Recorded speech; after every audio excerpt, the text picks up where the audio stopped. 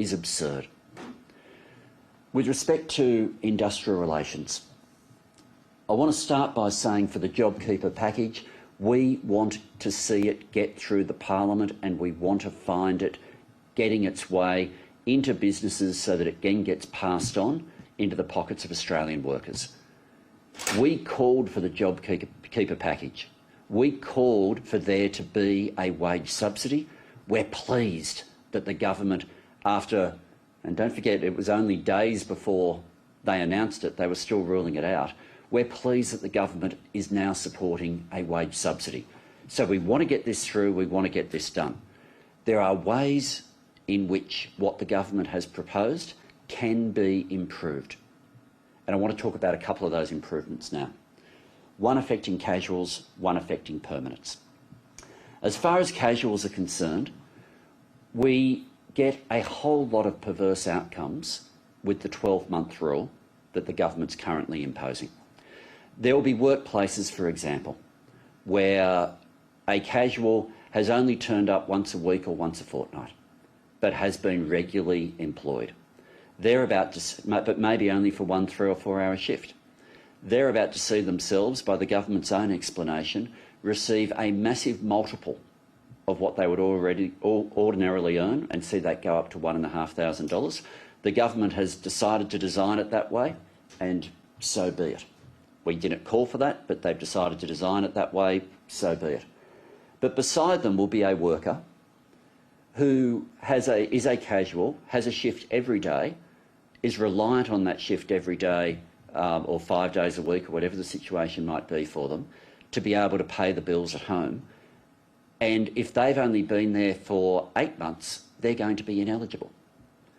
There'll be casual teachers, for example, who have been working as casuals as teachers for 5 years, but have been working as casuals in the private sector and therefore don't have 12 months with one school, and they're going to be ineligible. There'll be people in the construction industry who work as casuals and by the nature of that industry go from site to site, who will find themselves ineligible because they haven't been at the same site with the same employer for a full 12 months. So this system, as announced by the government, can be improved. And Christian Porter today in his media conference said he was listening to these arguments and they were still working through them. I hope that's right. And I hope when we see the legislation, we see some amendments that deal with that. The other issue affects permanents. Now, there was something, most of the media conference was good from the Minister for Industrial Relations. There was one thing that was a bit mischievous that I just want to call out, and that was the reference to what happens with people on leave. The Minister referred to decisions that have just gone through the Industrial Commission, supported by employees and employers, to have amendments made so that people, if they were going to get nothing because of stand-downs, would be able to take their leave or take their leave entitlements at half the pay for double the period of time. So if you've got 4 weeks leave owing and you're about to go on to nothing, then instead you can take it over 8 weeks and spread that money out over a longer period of time. Now, that was put at a time when JobKeeper did not exist. And the Minister today tried to fudge some issues around JobKeeper by saying, oh no, the unions have already supported this circumstance. That circumstance is there for workers who would otherwise have nothing. That's nothing to do with JobKeeper.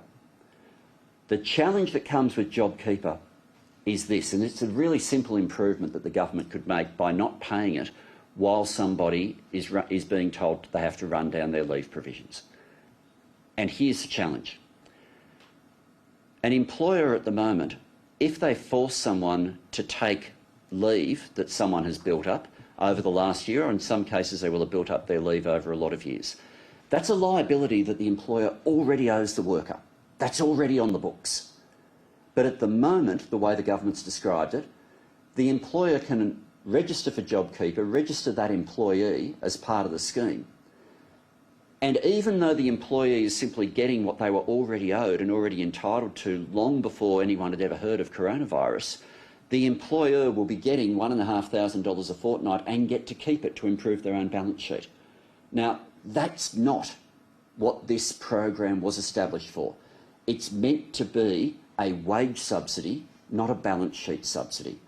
And there are very simple amendments that can be made to what the government's announced that will create a real improvement and avoid an abuse of that nature occurring. So with all of this, I just remind again, we want to see the JobKeeper program implemented. But there are a few ways in which it can be implemented. I've referred to casuals, I've referred to permanents with leave. There are similar issues that have been raised by others with respect to local government and with respect to visa workers.